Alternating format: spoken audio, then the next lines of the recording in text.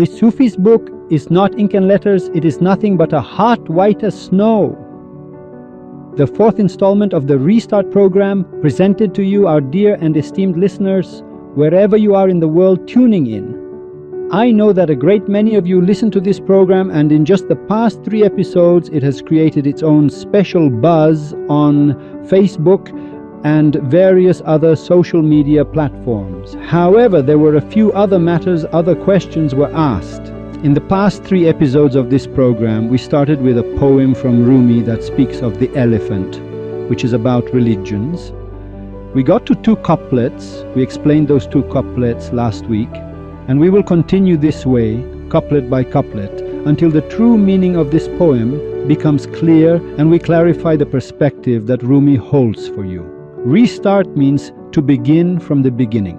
Just like the poem of the Simur that I recited, to start from the beginning, this is what restart means. This is why we chose the name Restart for the program. It means we must come back and give these several thousand years a new checkup, a new restart, to see what subject is hidden within the Restart program. Pay close attention. For example, when you get cancer, you go to the first doctor, he says you have cancer. The second one says you have cancer. The third one also says you have cancer. When 3 doctors tell you that you have cancer, if I ask you, do you have cancer? You'll say yes. I'll ask why?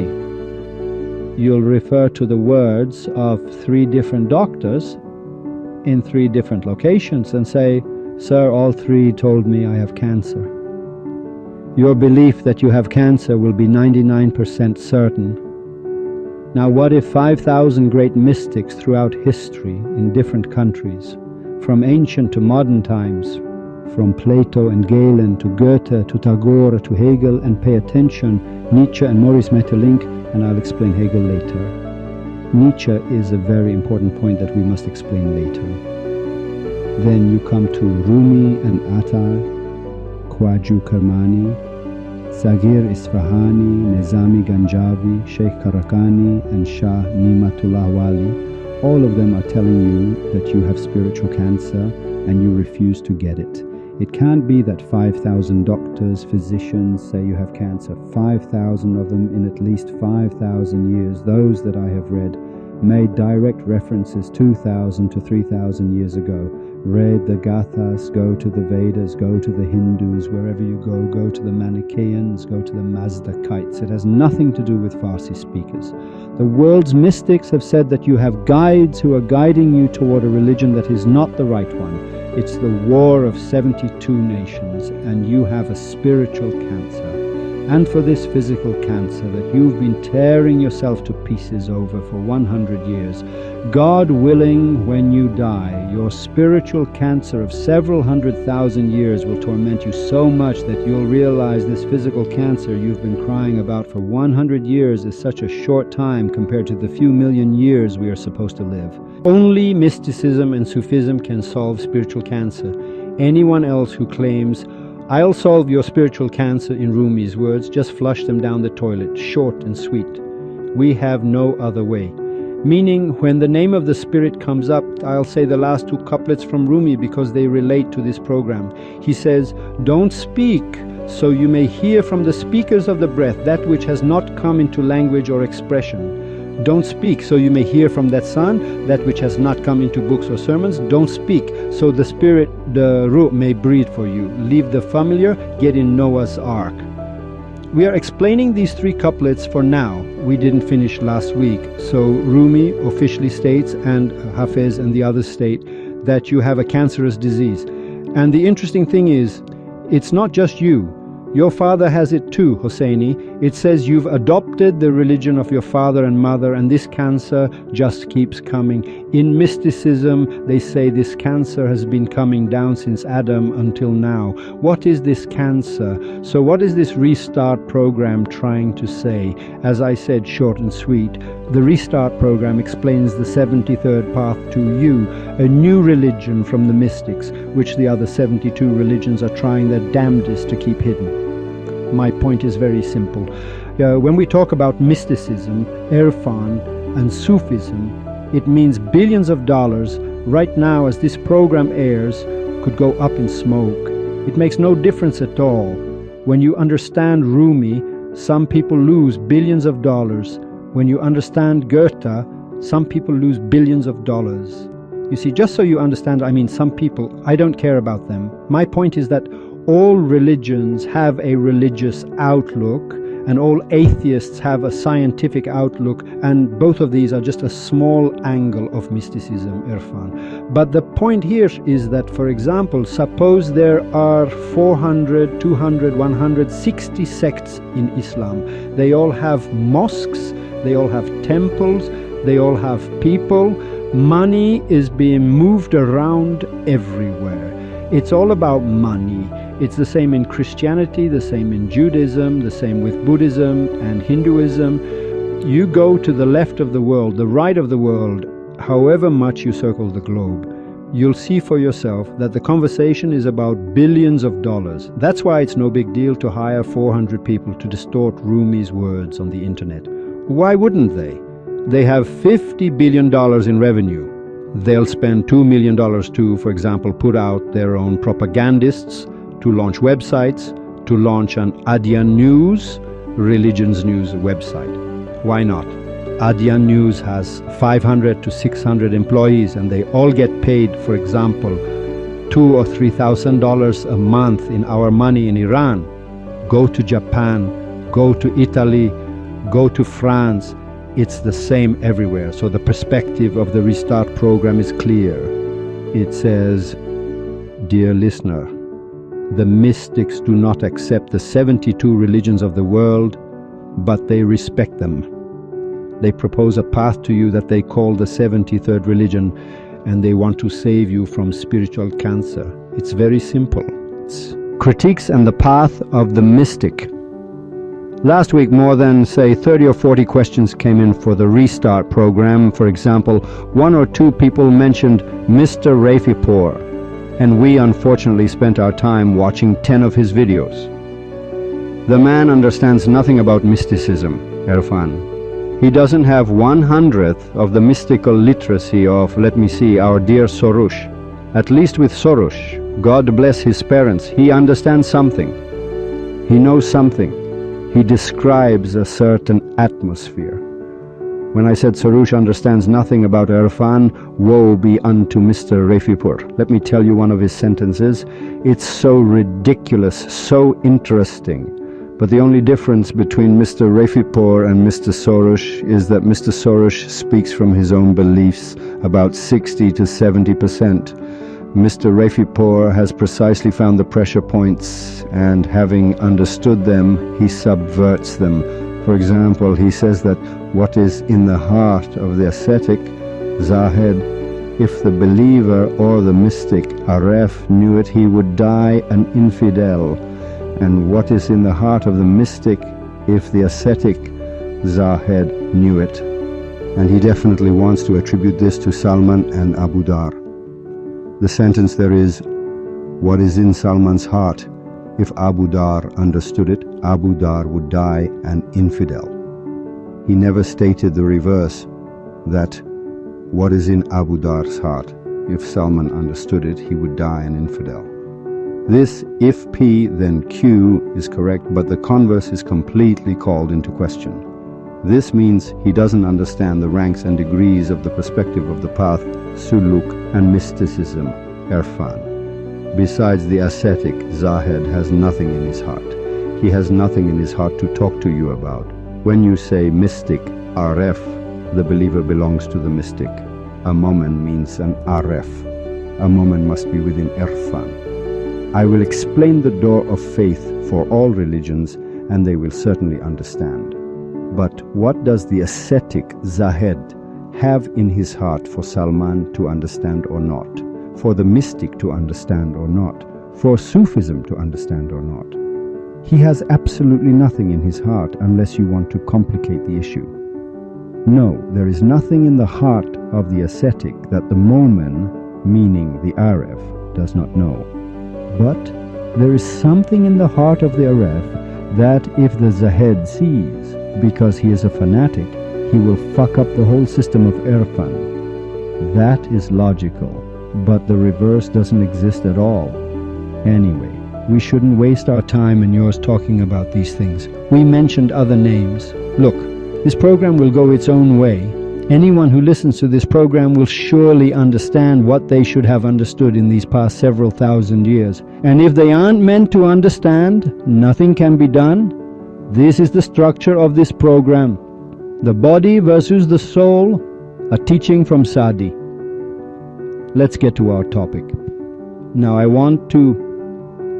we explained in this program that mysticism, Irfan, is not evolutionary.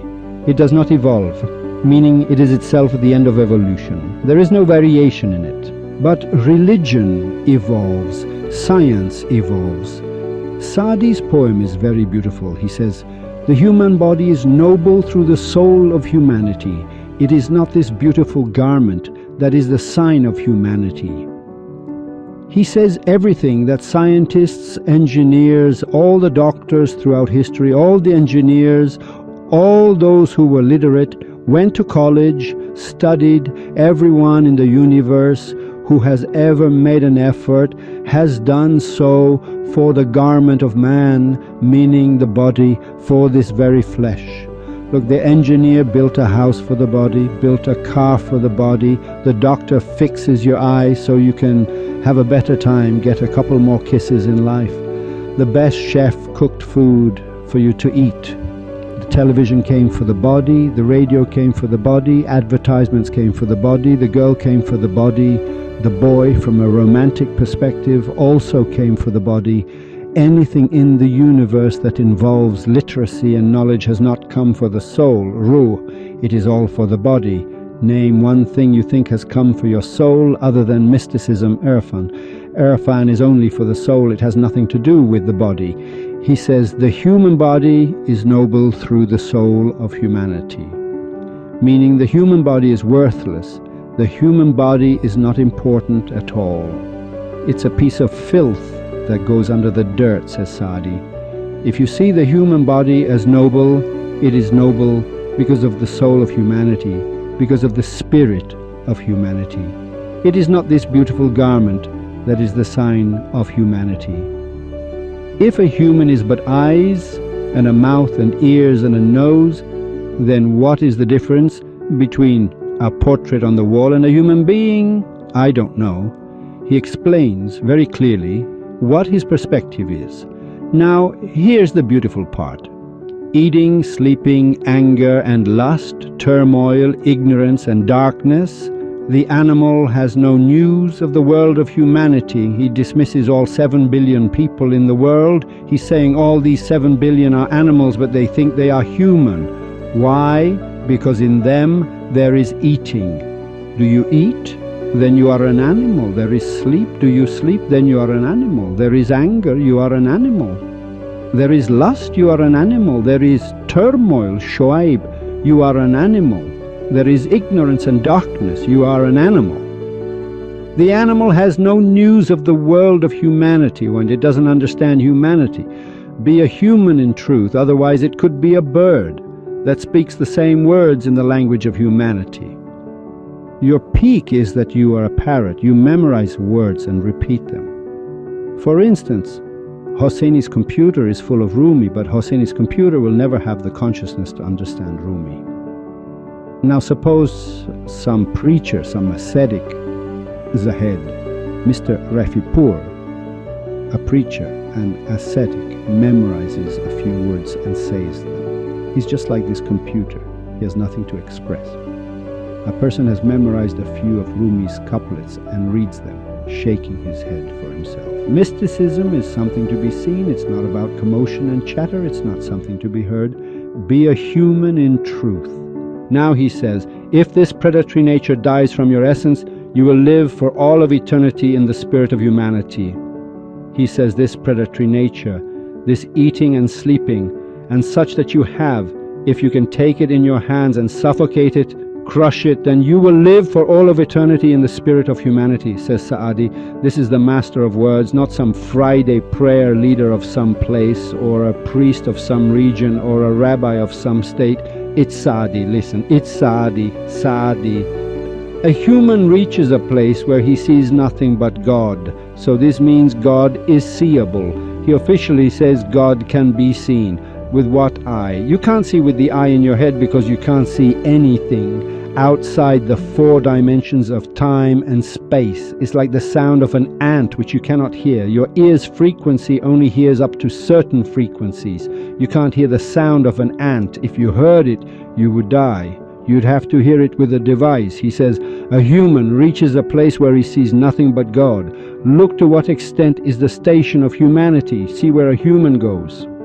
You have seen the flight of the bird. Break free from the shackles of lust, so you may see the flight of humanity.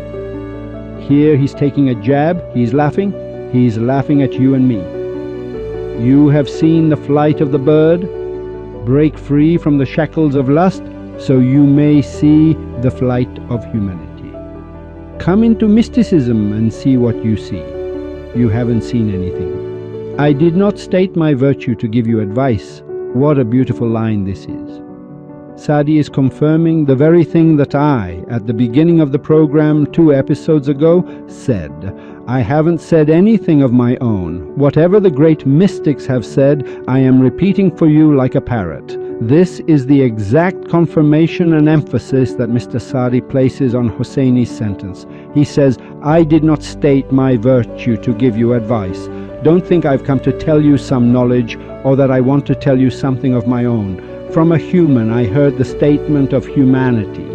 He says, I also heard this. I heard it from a human, and I speak of a human. He is talking about the perfect human. He says, Sir, I heard from Adam, from the perfect human, that a human reaches a place where he sees nothing but God.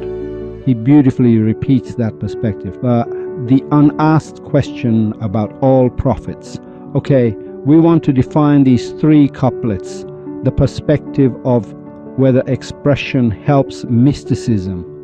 Does language help mysticism? Do books and orators or such and such sermons, preachers, ascetics help mysticism? As you can see, they don't. None of these things help mysticism. Mysticism has very deep characteristics. Today I wanted to explain the couplet about the spirit. I don't know if I'll have the chance to talk about it or not. But since we have to connect the beginning and end of this issue of expression, books, sermons, and language, with a very simple question I will ask you, the listener, I will take the subject 1, 2, 3 centimeters into the depths of the ocean of Mr. Rumi. Look, I'm going down 2 centimeters, remember? I'm not going somewhere you'll run out of breath.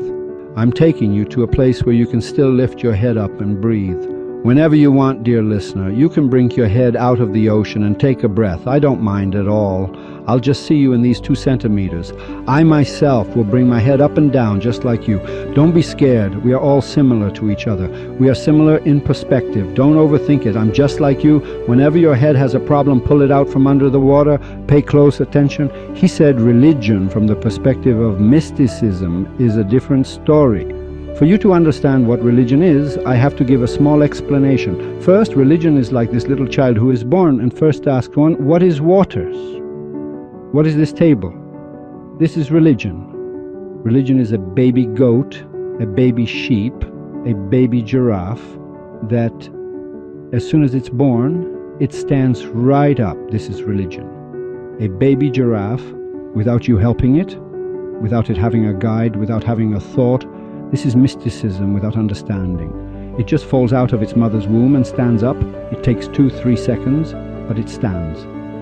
It knows the difference between good grass and bad grass, meaning it knows that this grass, for instance, is poisonous. Put a piece of dung in front of it, a plate of korma sabzi and some grass, it will go towards the grass.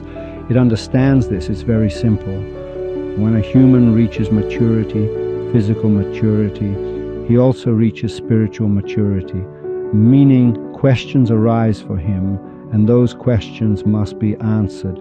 Now, Hosseini's question to you, the listener of this program, is this. Please, from today until next Monday, take this question I'm asking, go and ask all your religious guides. Whatever religion you have, it doesn't matter what religion you have, go and ask. Say, Hosseini asked a question, can you answer it? Then you'll realize that to hear the answer to this question, You must come back to restart. I mean, see how clearly I'm speaking. I am now asking a question that you can go and pose to anyone you want, anyone in the world, anyone wherever they may be. It doesn't matter to me where you are. No religious person can answer this question for you, and no scientist can answer it either. You must come back to the Restart program to hear the answer, or you must know the mystic, RF, meaning those who already know the answer to this question, they know the mystic. And the question is very clear. We say Prophet Muhammad, Prophet Jesus, Prophet Moses, who you say in the religions, they brought the religion. Okay. This Mr. Muhammad ibn Abdullah, before the religion of Islam which doesn't belong to Muhammad, the religion of Islam is ancient. It's written in the Quran itself. Abraham was a Muslim. Abraham was a Muslim. Islam has nothing to do with Islam is a subtle characteristic of the mystical perspective, meaning the foundation of a movement. I'll tell you about Islam later. Islam is not from 1400 years ago. What are you even talking about? Our question in this program is very clear. We say, Mr. Jesus at the age of 33 came and performed such a massive movement, accepted. What was Mr. Jesus's religion? Was Jesus a Catholic, Orthodox, Protestant? Protestantism came after Jesus left. Catholicism came after him. Was Muhammad Shia, Sunni? Shia and Sunni were created after Muhammad. Muhammad ibn Abdullah, you yourself say in Islam that he was in the cave of Hira, and from up there a being appeared named UFO or Gabriel and said, read. My question to you is this. Muhammad ibn Abdullah had a religion before he saw Gabriel. How did this man reach a station where Gabriel came? What was Muhammad's religion? Prayer, fasting, the 1/5 tax, khams, and charity, zakat, came after. Fasting came in the second year of the Hijrah, meaning all of this came after Muhammad saw Gabriel. So Muhammad is divided into two parts. Since 90% of people in Iran are Muslim, I'll start the explanation with Islam. The Holy Prophet Muhammad ibn Abdullah, peace be upon him, is divided into two parts. Muhammad before seeing Gabriel and Muhammad after seeing Gabriel. All of the Sunni and Shia people, and these 70, 80 religious sects of Shia and Sunni, they all talk about the period after Muhammad saw Gabriel, dear listener. Every Sunni and Shia cleric talks about what happened after Muhammad saw Gabriel. He says, pray, fast, give khums, do such and such. These are all after seeing Gabriel. Why doesn't this Shia and Sunni clergy explain the pre-Gabriel period? This is what Rumi says, what Sadi and Hafez say. They say Muhammad ibn Abdullah, before seeing Gabriel, must have done something to have seen Gabriel, to have connected with God. Meaning, before Gabriel came from God Almighty, Muhammad did some things to reach the station where Gabriel would come. After Gabriel came, he told Muhammad, or tell the people to pray too. All of Islamic religion explains the post-Gabriel period. This is what they call the War of 72 Nations. Hafez explains Muhammad's religion before seeing Gabriel. Rumi explains Muhammad's religion before he saw Gabriel. No Shia or Sunni cleric can answer you. What was he doing in that mountain before Muhammad saw Gabriel? Who told him to go and sit in that mountain? What did he do to reach the station where he saw Gabriel? The whole point is for you and me to reach a station where we can see Gabriel. What Gabriel says after that isn't as important. So the religion of Islam is divided into two religions. The religion of Rumi, Attar, Saadi, Saghir Isfahani, Khwaju Kermani, Shah Nimatullah Wali, and Hafez, and the religion of the rest of the world's Muslims. And the religion of the rest of the world's Muslims starts after seeing Gabriel. So yes, prayer is 17 units, rakat. You must pray this way. The morning prayer is 2 units. These were told to Muhammad after Gabriel came, and Muhammad acted as a megaphone or loudspeaker and broadcasted. But no one asks, how did Muhammad reach this station? This is the important question that Hafez wants to show you. Hafez wants to define a religion for you that by listening to this religion, Gabriel descends. A human reaches a place where he sees nothing but God. The formula of Hafez, Rumi, and Attar teaches you to see Gabriel, not how to bow and bend. Now next week, because I want to talk about the spirit, I want to talk about Rumi's spirit, I will read a few couplets for you that will blow your mind. You will see what Rumi says about religious law, Shariat. Rumi, the great Rumi, God, all the clergy throughout history are not even worth the left pinky toe of Rumi's sheep, let alone Rumi himself. They know this themselves. When Allame Jafari's name is mentioned alongside Rumi, he trembles as he speaks. Mullah Sadra, these great people you see in your religious sphere, when the name Rumi, the name Attar comes up, who can dare to speak? Mouths are shut. It's like Djibouti talking about Iran and America. You'd laugh at Djibouti, right? That's how we look at this matter. Okay, let's go to Christianity. Christianity is divided into two parts. The time when Jesus came to power, meaning Jesus did things that made Gabriel come, then Satan came to lead him astray. Read the gospel, you'll completely understand everything I'm saying. So Jesus is divided into two parts. Jesus before prophethood and Jesus after prophethood. Now what's interesting is that neither Muhammad himself presented the book of the Quran, nor did Jesus present a book.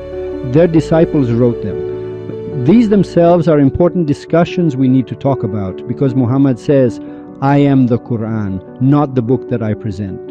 Jesus says the same thing. Pay close attention. Both of them and many others, 124,000 prophets, said one sentence: the paths to God are only through us.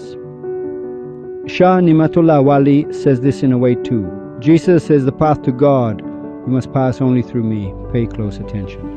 So Jesus is divided into two parts. Moses is the same. So the Christian religion is formed after Jesus dies or goes to heaven. In Christian terms, in Islamic terms, for example, he ascends. It makes no difference. After the crucifixion of Jesus, the Christian religion is formed. Before that, how did Jesus reach the station where Satan comes, where Gabriel comes? We go to Moses. We see the same story. Moses, before prophethood, at age 40, killed a man and fled. It's famous in history. To what station does Moses reach? That he goes to Mount Tur and the tree speaks to him. It says, I am your God. They call this religion. So religion means you must be commissioned for a task. You must understand something of mysticism and Sufism for Gabriel to descend upon you. This is called religion. After Moses went to Mount Tur and saw God, after that he came and brought laws, meaning the 10 Commandments, everything you talk about. So all the Jews of the world explain a time for you that is after Mr. Moses saw God. Hosseini's question is, have these great mystics brought forth a new religion? Number. Their question is this. They say, how did Moses reach the station where he became Moses and then was chosen as a guide, and then God told him, go help my people? The path of true religion, dear listener, is the path that I am telling you on behalf of the great mystical books. I myself don't have the literacy for these words, but I explained it very beautifully. You have to think about the question until next week. Ask, what did Muhammad do to become Muhammad, to see Gabriel? What did Moses do? What did Zoroaster do? Go to the religions. You will see all religions are divided into two parts. The part where God first establishes contact with him, and the second part is when he speaks words on behalf of God. The religion they explain to you is after he has seen God. I want to go see Obama. What should I do to see Obama? After I see Obama, Obama says, go on the radio and say this. This becomes the religion after Obama. It becomes Obamaism. But the real religion is what I must do. There are 300, 400 congressmen. What must I do? So the question is, until next week, you have time to say, what did Muhammad do for Gabriel to descend upon him? Not what Muhammad did after he saw Gabriel. The path of the mystics, Urafa, throughout these several thousand years, is this religion. It's a religion that will bring you to a great station, not a religion that is later divided into Shariat, law, and Tariqat, path, and so on, leading to different debates. I will keep this question until next week. I bid you farewell. Next week, I think we can talk about the spirit, Ruh, and the soul, Jan, and tell you about the religion and the perspective of these great figures. Don't forget restart. It means we begin from the beginning.